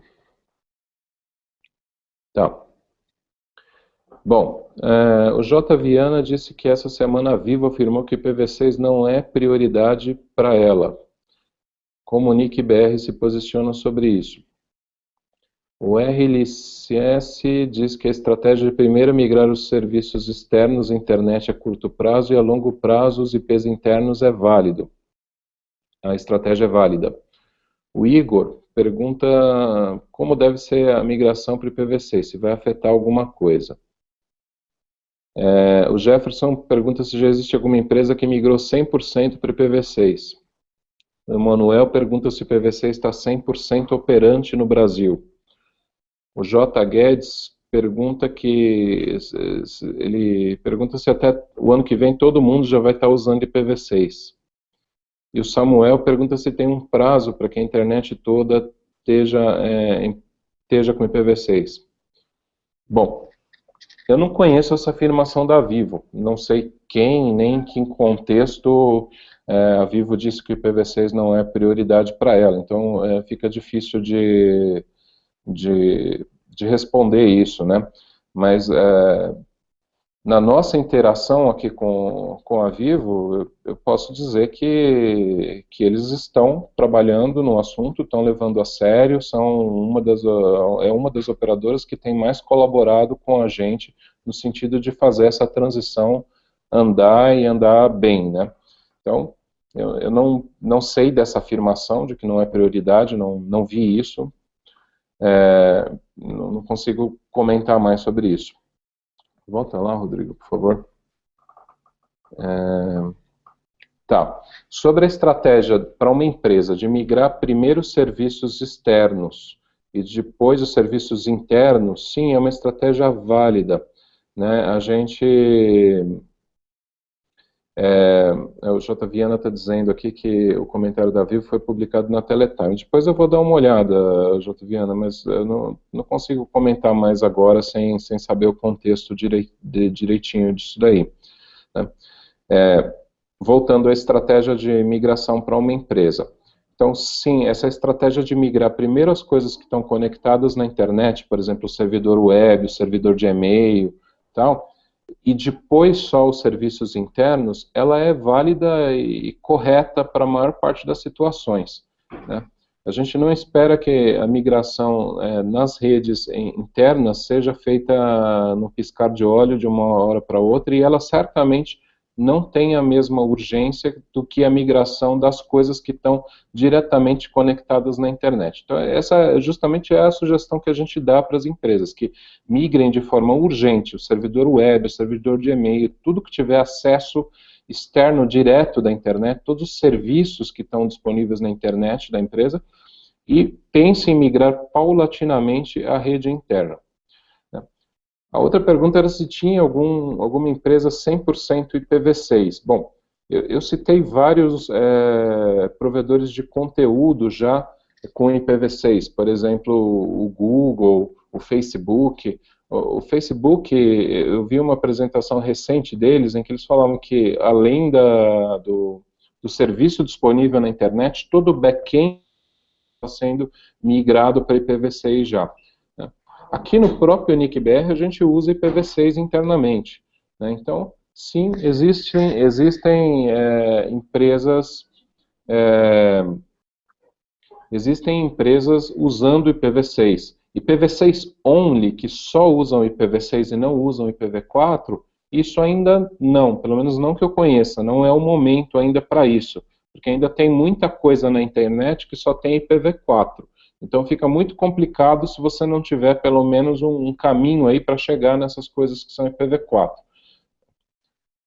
Bom, vamos passar.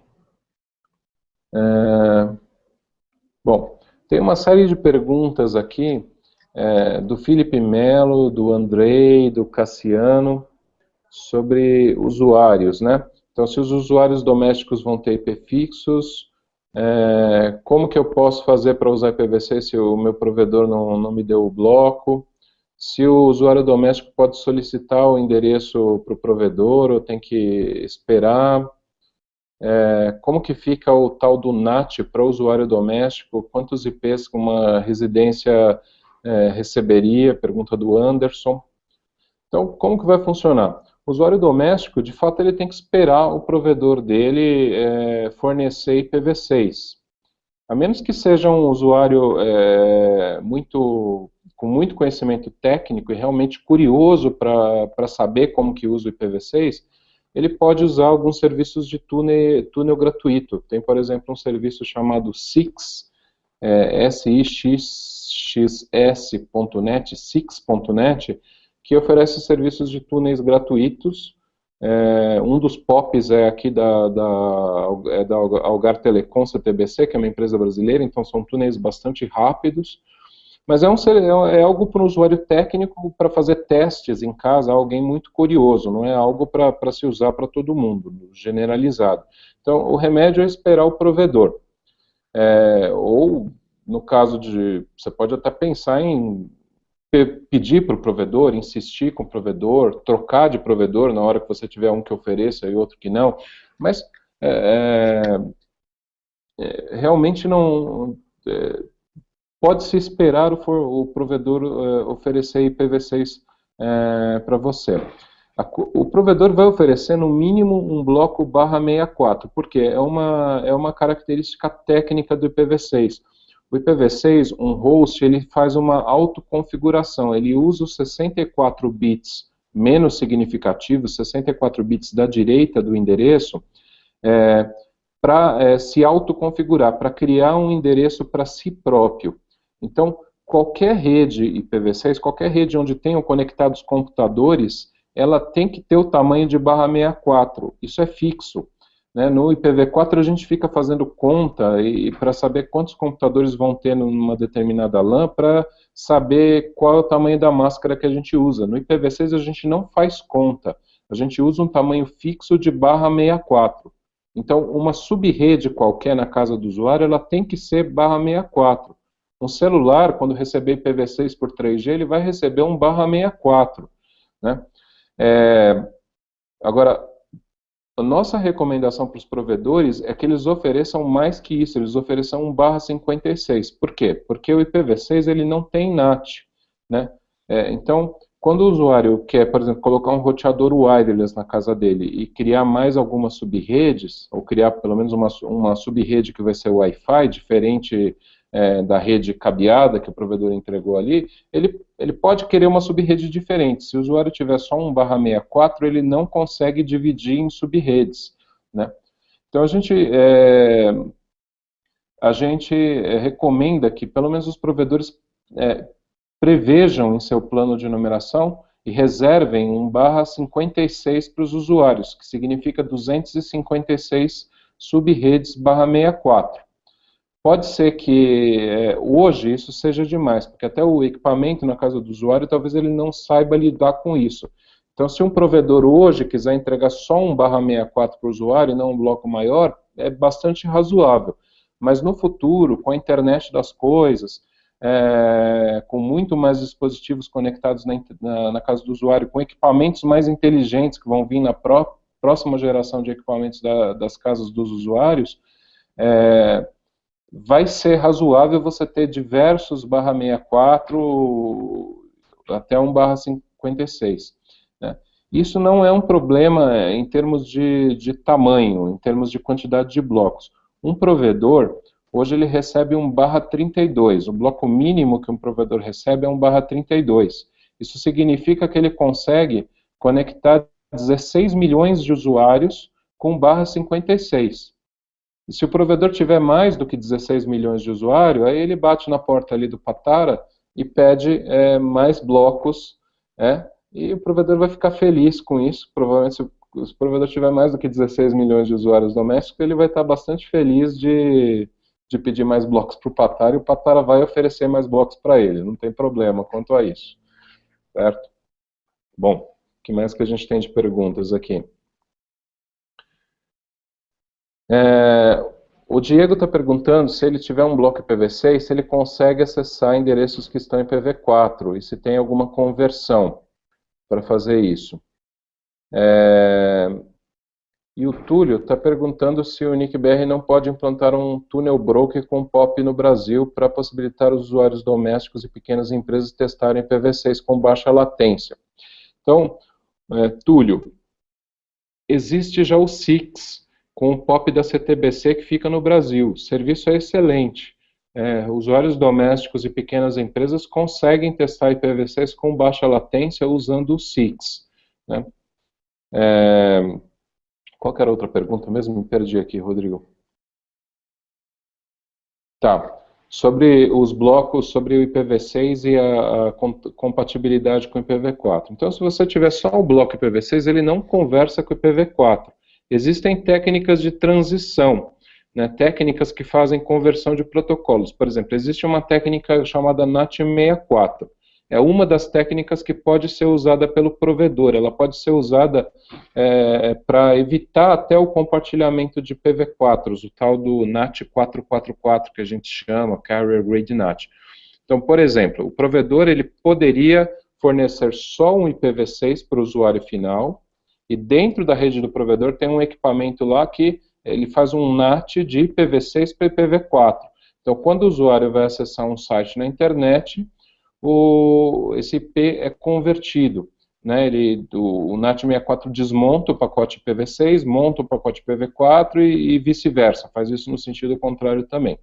Então, isso seria uma função do provedor. Tem alguns provedores que usam isso, por exemplo, a T-Mobile, que é um provedor de telefonia móvel lá dos Estados Unidos, eles estão usando o NAT64 em produção. O usuário que compra um celular novo, um serviço novo com eles hoje, a conexão que ele recebe por padrão, por default, é uma conexão IPv6 only. E quando vai acessar um site IPv4, alguma coisa, ele passa por um equipamento desse tipo, um NAT64 na rede do provedor. Agora, se a gente não contar esse tipo de mecanismo, esse tipo de conversão, a gente pode dizer que o usuário ele tem que ter os dois IPs, ele tem que ter o IPv6 e o IPv4. Né? O que mais, Rodrigo? O Diego está perguntando se IPv6 e IPv4 são possíveis no mesmo meio físico. Sim, essa é a ideia do Dual Stack. IPv6 mais IPv4 no mesmo roteador, na mesma rede, no mesmo computador, no mesmo software. Colocar em paralelo até que todo mundo esteja com IPv6 e o IPv4 acabe se tornando inútil. E o Emanuel fez uma pergunta parecida, se existe algum problema em usar IPv6 e IPv4 no mesmo dispositivo. Não, não existe nenhum problema. Essa é a ideia de como a transição tem que ser feita.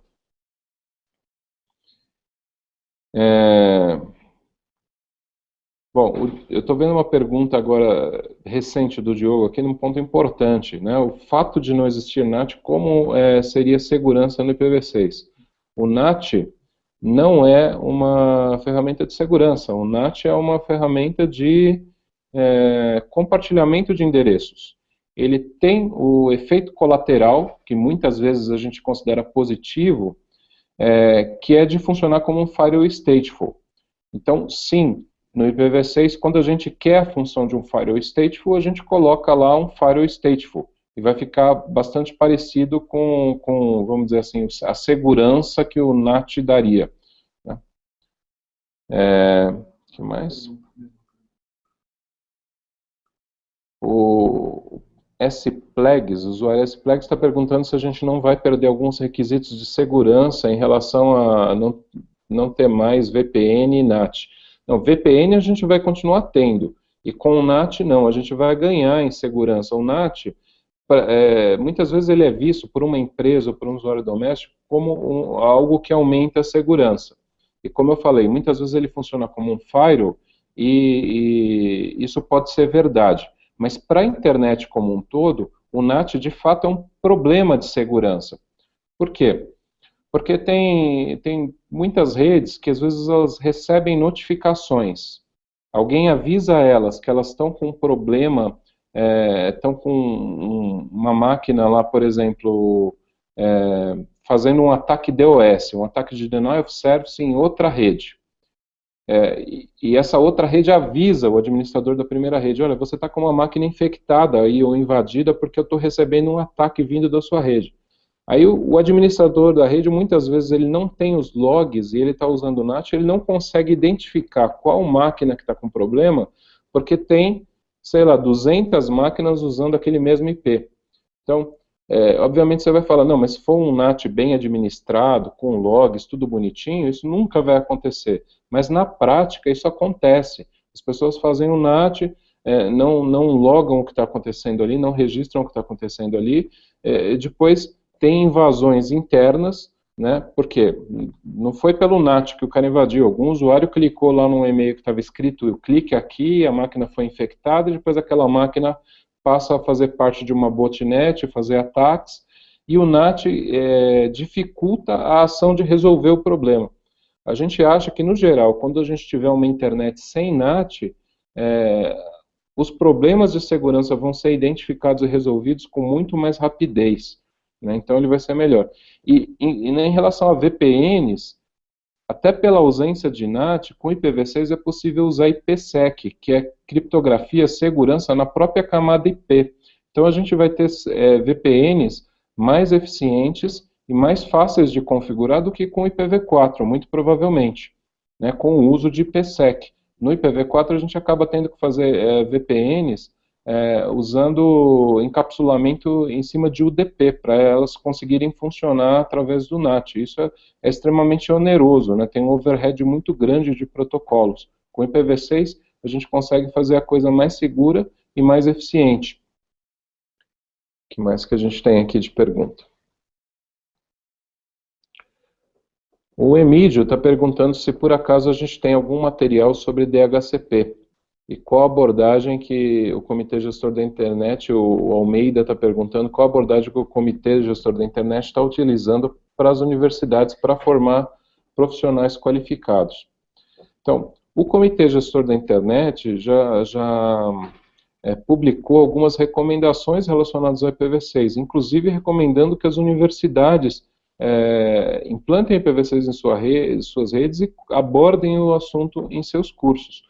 E o NIC-BR em si oferece diversos materiais para auxiliar os técnicos, os profissionais da área, os professores, os estudantes de forma geral a trabalharem com IPv6, a aprenderem IPv6. Então vocês podem acessar o site www.ipv6.br, lá tem artigos técnicos, tem uma área de downloads, lá onde vocês podem fazer download da nossa apostila teórica usada nos cursos, da nossa apostila prática, tem uma máquina virtual, a apostila de laboratório, a apostila prática, que está disponível lá. Ela é baseada em exercícios que funcionam num emulador, que está disponível numa máquina virtual lá também para download, tudo gratuito.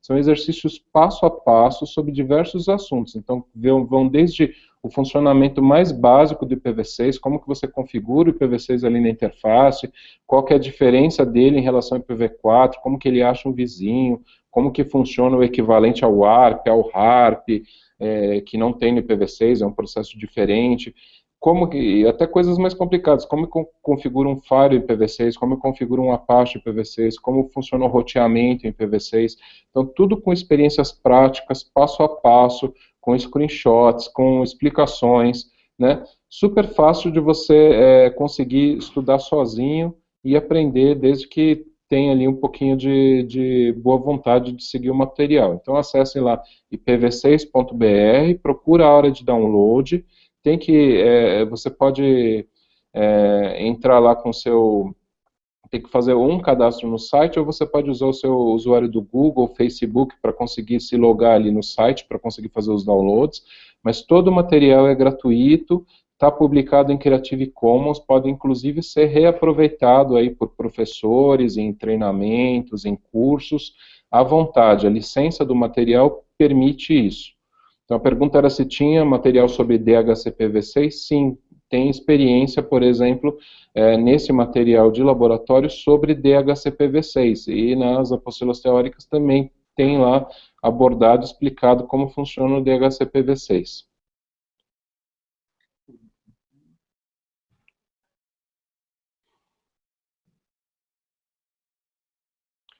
O Emanuel está perguntando se a gente pretende aumentar a quantidade de participantes de empresas diferentes a cada curso IPv6. Não, Emanuel, na verdade, ao contrário, a gente tem dado esse curso IPv6 já desde 2009, é isso? Desde 2009, 10, 11, 12, 13, 14, estamos dando esse curso IPv6 há praticamente 5 anos, temos aí provavelmente uns 4 ou 5 mil profissionais treinados, não sei ao certo, aqui precisaria pegar os números. Então a gente está achando que está na hora da gente diminuir o ritmo desses cursos IPv6 presenciais.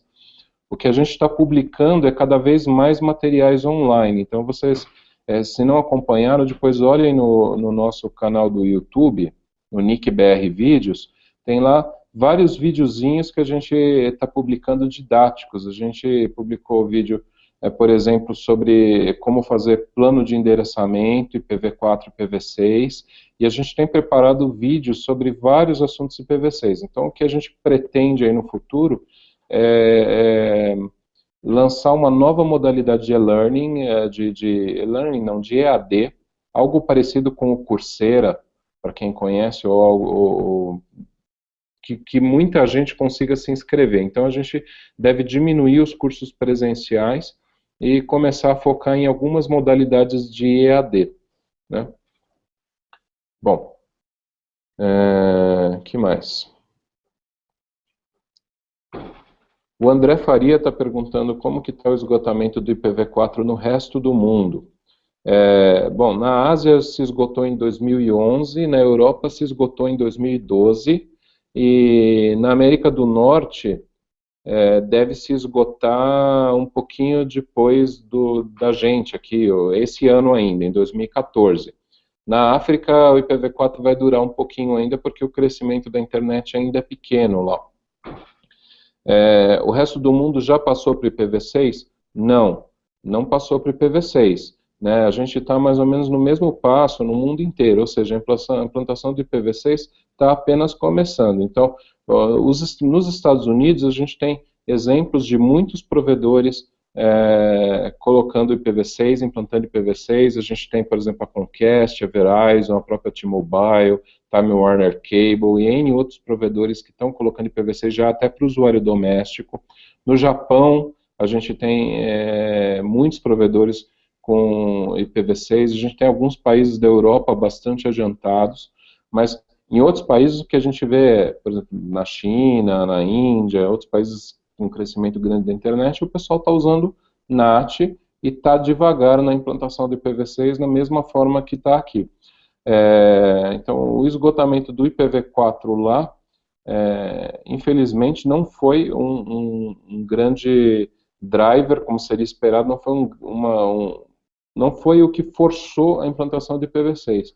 Mas agora, mais recentemente, a gente tem visto esses diversos provedores americanos, né, tanto de conteúdo e serviços quanto de acesso, implantarem IPv6, e isso tem mexido com, vamos dizer assim, a internet no mundo inteiro, com o mercado de forma geral, e a gente está bastante otimista em relação à implantação do IPv6 agora.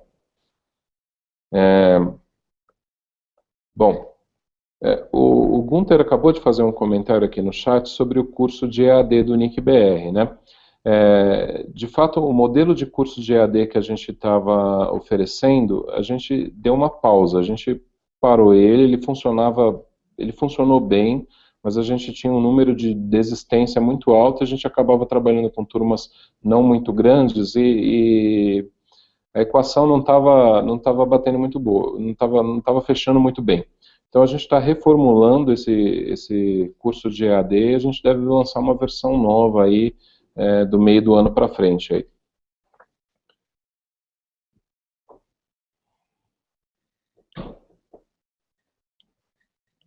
O Sato está perguntando como que fica a interoperabilidade do IPv4 e do IPv6 nos backbones das operadoras. São independentes, né? No backbone, muitas vezes a operadora usa MPLS. Quando ela usa MPLS, ela acaba usando uma técnica de transição e não mexe no MPLS, o MPLS continua funcionando com o IPv4, eles usam algo chamado 6PE ou 6VPE para implantar IPv6 ali no core. Ou se não usarem essa técnica, a coisa é mais ou menos como no resto da rede, dual stack, ou seja, eles usam os mesmos equipamentos, colocam lá IPv6 e IPv4. Patara, você está precisando sair?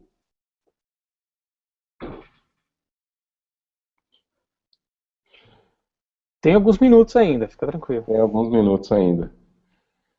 Gente, olha, na verdade a gente já se estendeu bastante aqui. Eu tô aqui escolhendo as últimas perguntas, né? Eu não queria me estender muito mais.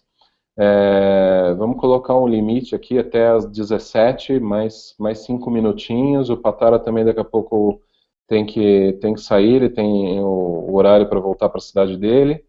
E ele pode fazer também os comentários finais aí. Patara, tem perguntas para você aqui. Vamos ver se a gente fecha com essas, então. Tem uma pergunta aqui, se existe alguma estimativa de quantos IPs estão alocados e não estão sendo usados. Tem também uma pergunta sobre se as regras para obtenção do AS e dos IPs IPv6 são ou serão tão rígidas quanto as que a gente tem hoje com o IPv4. Tá. Sobre estimativa de uso, a gente tem alguma coisa assim, interna, não é pública. No caso do Brasil, é pouca coisa. Essa porcentagem é bem baixa, mas eu recomendo o site do Jeff Houston. Eu vou ver se eu escrevo aqui. Mas ele tem várias estatísticas, e uma delas é um gráfico mostrando o que está alocado, e disso que está alocado, o que ele vê na tabela de roteamento. Então ele considera que o uso é aquilo que ele vê na tabela de roteamento. Então ele tem alguns gráficos lá interessantes. Escrevi o site dele aqui, tem várias estatísticas interessantes. Sobre as regras, de uma forma geral, para obter IPv6 é bem mais fácil do que IPv4. Né, pela quantidade de endereços que se tem, e também pelo objetivo que a gente tem, de uma forma, os registros da internet, em fomentar o uso do IPv6. Então as regras são bem mais fáceis. Só para ter uma ideia, quem é hoje detentor de alocação de IPv4, automaticamente recebe IPv6, não precisa justificar nada. Chega aqui e fala, olha, preciso de IPv6, sendo detentor de alocação IPv4, automaticamente recebe IPv6. Se não for, a gente vai pedir algumas informações sobre a rede, mas os critérios são bem mais tranquilos do que para IPv4. Bom, ok. Tem uma pergunta aqui que eu achei interessante, sobre sites de jogos que ainda não mudaram para IPv6. Né? E ele está perguntando se com o NAT, se o cliente ainda não tem IPv6. Não, o cliente já tem IPv6, mas o site ainda não tem IPv6, daí vai ter o CGNAT, se pode ter alguma latência durante os jogos. Olha, tem alguns testes feitos aí com videogames e com jogos de PC, que mostram que em alguns casos, quando o provedor usa NAT, em alguns casos os games nem funcionam. Porque às vezes assim, o que vai acontecer? Pode até acontecer de dois usuários aparecerem para o site do jogo como tendo o mesmo IP, né? E muitas vezes eles não estão esperando isso, né? Eles estão esperando usuários domésticos, cada um numa residência diferente, que tem cada um IP válido. Então, isso não funciona. Então, não é todos os casos, obviamente, mas tem casos documentados, testados de videogames aí com PlayStation, com outros que não funcionam quando o provedor está usando o NAT, né, o CGNAT. O Moneygold está perguntando se os impactos para a população em geral, tendo em vista que muitos equipamentos não suportam IPv6. Bom, sendo otimista, a gente espera que essa situação vá sendo corrigida ao longo do tempo, aí, nos próximos meses, nos próximos anos, e que, de alguma forma, alguns usuários vão ser prejudicados com o compartilhamento de IPv4, vão sentir alguns problemas, mas não vai ser alguma coisa massiva, alguma coisa genérica, alguma coisa que vai acontecer assim que as operadoras começarem a usar o NAT64, justamente porque isso vai afetar devagar o crescimento da base de usuários, né? Já tem uma grande base de usuários com IPv4 por aí nativo, esses IPv4 não vão sumir, as coisas não vão parar de funcionar. Então, a gente está falando do crescimento da internet. Então, os problemas vão começar a acontecer ao mesmo tempo que eles vão começar a ser resolvidos aí com o crescimento do IPv6. Se tudo der certo, a gente não espera impacto nenhum. Se tudo der errado e o IPv6 não acontecer e a internet for para o IPv4, a gente espera que a internet, como a gente conhece hoje, vai acabar. A gente vai ter redes mais fragmentadas, que não vão funcionar tão bem como a gente tem a internet funcionando hoje.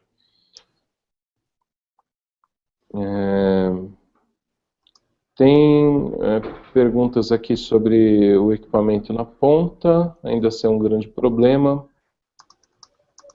E se a gente consegue comprar já roteadores para usuários domésticos com IPv6. A gente publicou até alguns artigos no IPv6BR sobre isso. Existem alguns equipamentos no mercado, mas tem que tomar cuidado porque não são todos. Então você consegue comprar online, ou aqui em São Paulo ir na Santa Ifigênia e achar equipamentos que funcionam com IPv6, mas não são todos, precisa dar uma olhada nisso daí. Bom, gente, eu acho que são aqui 17 horas. O pessoal está perguntando algumas vezes se o vídeo vai estar disponível. Sim, fica automaticamente, está sendo transmitido pelo YouTube. Assim que a gente encerra o vídeo, ele fica automaticamente disponível lá no canal do Nick. Eu acho que não demora nada, é praticamente imediato. Se demorar, são alguns minutinhos. Né? Patara, você quer fazer algum comentário final aí para a gente encerrar? Somente agradecer mesmo as pessoas, a participação. Tivemos aí mais de 200 pessoas no chat. Agradeço sinceramente pelo tempo que vocês dedicaram a nos escutar. Creio que foi útil. Então, agradecer a atenção, agradecer você também, Moreiras, pelo auxílio, pela ajuda. E estamos à disposição para o que a gente puder atender. Bom, pessoal, então é isso daí. A gente encerra por aqui esse Hangout. E implantem IPv6. E até a próxima. Tá bom? Tchau, tchau. Tchau, tchau.